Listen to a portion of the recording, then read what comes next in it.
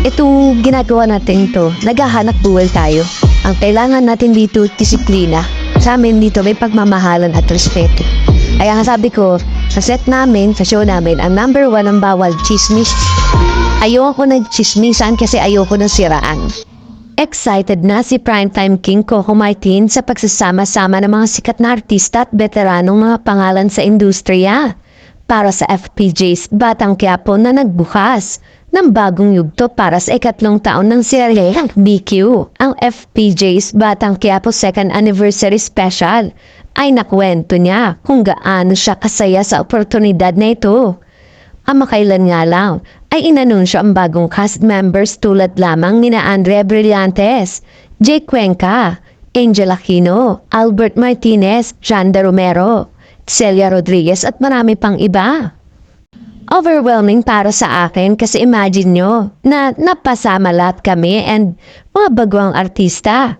Tapos makasama namin mga veteran actor na mga icon sa industry. Napakasarap kasi na hindi lahat ng artista ay nabibigyan ng ganitong klaseng pagkakataon, say ni Coco.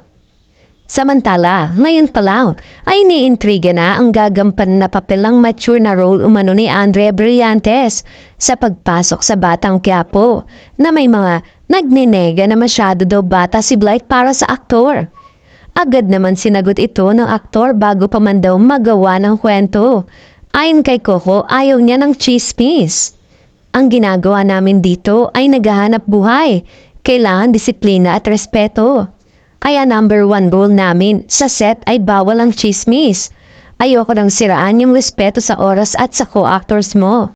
Trabaho lang, pagkatapos uwi, ganun lang kasimple.